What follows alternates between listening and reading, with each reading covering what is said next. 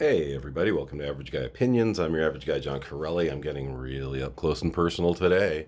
Um, it is February 18th, Sunday. These next 2 days, I'm probably going to give you guys a barrage of videos because I've fallen behind. But I want to tell you about last night because my last video, I talked about Valentine's Day. Obviously, it's the 18th today. It's 4 days late. But last night, I had a date, kind of. I guess it was an experimental date.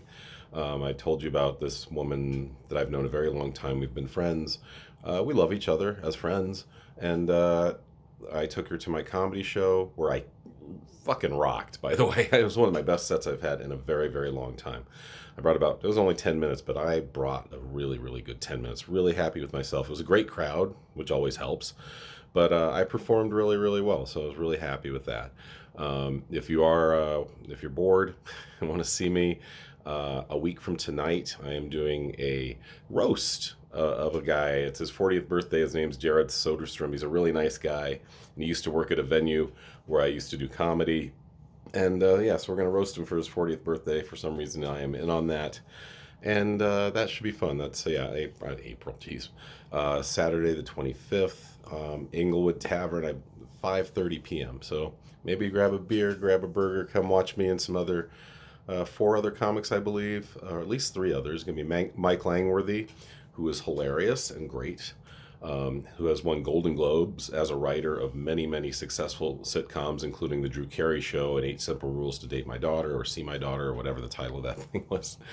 Alan Goodwin, who I have toured with a couple times. I wouldn't say toured with, but I've opened for him on a few shows, and he's great, hilarious, been doing comedy for over 30 years. And then Rick Bryan, who's also very, very funny, been doing comedy about the same amount of time as me, like 14, 15 years, has traveled the country doing comedy, and really, really funny guy. And then me, for some reason. I pretty much just asked the hostess, Terry Barton Gregg, who's hosted thousands of shows, literally, if I could be on it, and she said, "Yeah, why not?" And so I'm going to write a lot this week. I'm looking forward to roasting Jared and the other panelists, the other comedians on this show. But that's not what I really came to talk about. What I came to talk about was how things went last night. I went in with some expectations, and they weren't really met, which is fine. I'm still going to be friends with this person, but it didn't work out. And frankly, there's some personality traits that I'm not thrilled with her. There's some personality traits I'm sure she doesn't like about me, but it just didn't feel right. I went in to her apartment. We hung out for about an hour, and then we went to have dinner at the same venue where I did comedy. And she's a projector. She likes to project on people, because I sat down on her couch. She had some music and TV going on, which isn't, I don't think, very conducive if you want to have a conversation. But that's fine. It wasn't a big deal. I sat there. We kind of talked intermittently for an hour. And this was a good epiphany for her and for me. And she goes, "Well, you're not very relaxed. You're not acting relaxed." I go, "I'm the only one sitting down." She had not sat for an entire hour. I got there at 4:30. 5:30, this conversation finally came to this. I go, "You have not sat down. How am I, as a guest in your home, supposed to relax if you're up the entire time?" And she just said, "Oh my God, epiphany." I was like, "Well, I'm glad I could provide it." Because you do. Sometimes you get in your own mode, especially when you're in your house, your home. She lives in an apartment. And, she's a smoker. I wouldn't call her high energy, but there's a lot of nervous energy going on with her. And, she's just moving around, and oh God, the Alexa thing. People, keep Alexa out of your house. Keep Siri out of your house. Just go change a channel. Go flip on a light. It's just stupid technology you don't need. You can get on your phone and say, "Madonna, Crazy for You," or whatever song you want, and have that pretty quickly, instead of having to talk to a machine, because it's annoying. It interrupts stuff. It interrupts more than even getting on a phone and doing that, because women can multitask, right? And you can get Madonna while you're talking to me about my bullshit, but you can't talk and talk at the same time. You're literally interrupting conversation. "Oh, Alexa, I need this." And I'm like, "All right, that's okay. I was just in mid-sentence when you did that." So it was something annoying about her that didn't care for. I'm sure there were things she saw about me that she didn't care for. She said there was no spark, which is fine. And so I think we enjoyed our time together, but we cut our losses quickly, like people in their 50s do.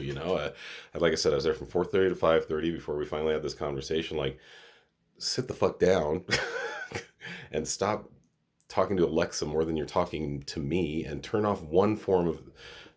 She had Northern Exposure on and 80s music, and I'm like, all right. And then you're wondering why I'm not opening up the conversation. There's too much fucking noise going on. It's just you and me. Either have the music or the TV, not both. And so, like I said, we hung out for an hour. I helped her with her epiphany, which also helped me. Like I said, I learned things about myself in that hour, just sitting there and trying not to make assumptions and stuff like that. And then we went to the venue. The show started at 7. We got there around 5:45. We had some food.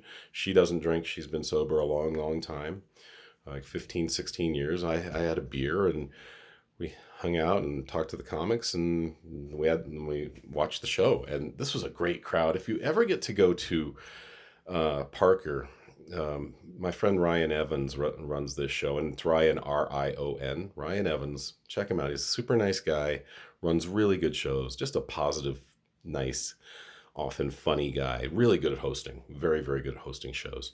And it's called The Studio. It's on like 19604 Main Street in Parker. And just look for The Studio. But we had 100 people in there. It was packed. And the people that ran the place were really nice. The bartender, Daniel, was nice. The owner, Leanna, was really nice. All the other wait staff were great people. And it was really conducive to being successful. And I only did, like I said, 10 minutes, but I rocked that place. I really did. I can honestly say out of the 5 comics, I probably had the second best set outside of the headliner. Honestly, I just rocked. And that was another thing that I kind of shed light upon this person and her feelings towards me. We're out in the parking lot, and I'm kind of celebrating myself. I'm like, man, that was a really good set. I haven't had that good of a set in a long, long time. I really haven't. I can't remember the last time I had that good of a set. Maybe a year. And she goes, well, I'm going to be a little critical here. And I'm like, all right. And she picked apart my set, like little things. Cause I was like, all right. When she said it, I was like, because I always take any comic will accept criticism if they want to get better, but they'll also accept it with a grain of salt, knowing, no, people were laughing their asses off tonight. Out of those 100 people, I had 80 or 90 of them, right? You never get all 100. Someone's going to be like, man, I don't like what he's talking about. But last night I rocked. And so she picked apart a few parts of my set she didn't like, and I explained how, that's that's the reason I put it in the joke, to carry this theme or whatever. And you know what? Most of the people in there disagreed with you. It was only 1 or 2 things she said, but she never. This is the problem with people who are allegedly your friends. They don't go, man, that was an awesome set, and then have a few things. I think you could have done these things better. No, it was like, well, I'm just going to be critical. Fuck you and your criticism. All right. Be a friend first. I'm not saying if I shit the bed up there, definitely tell me, like, you go, oh my God, that was rough. You got to get better. Yeah. But when I have a great set and you're going to pick apart the little parts and not even acknowledge that, man, you really rocked it tonight, I'm glad I'm not with you. I really am. And this is a good, but this also helped me erase that other person that I've been talking about for the last month or 2 ad nauseum. Done with this person. Hopefully I've retained them both as friends. But I'm at a point where I kind of don't care, because the friends I have and want will like this and enjoy this, and vice versa, right? I'll like them for what they do. Man, I got like devil horns going here. Look at that. But yeah, when it comes to friendship, you should be getting what you give. And I on a lot of times I am, but also she doesn't really reach out that much. And so my new policy towards friends in general is, if I reached out the last 2 or 3 times, or even just one at this point, it's your turn to reach out. And if you don't feel like reaching out, fine, then you don't value this friendship. And if you do, when you do reach out and I'm not reciprocating, then that's on me, and we'll talk about it. But generally, I don't think I'm desperate. I think I'm just a good friend. But after a while, it's like, well, you're not reaching out enough. I don't need you. I got all I need in my life. I got an ex-wife in the next room who's a great friend. I got my 2 kids. They're great friends. I got 2 or 3 other friends, which is all you really need in this life, that are good friends. So if she wants this friendship to continue, she'll have to reach out and continue it. Anyway, so there you go. Little rant, but also a celebration of just, I'm so happy with that set last night. I'm going to try to build on it. Like I said, you guys can see me in a week in Englewood at the Englewood Tavern at 5:30 p.m. Like I said, Sunday, the 25th, February 25th. After that, I have a gig in April. I'll tell you guys about that, though, because that should be a good one, too. Anyway, so thank you. Thanks for the rant. Thanks for your time. Thank you for everything you do. I consider you guys my friends. If you want to reach out by commenting on here, that's a way of reaching out. And I'll talk to you guys soon. Bye.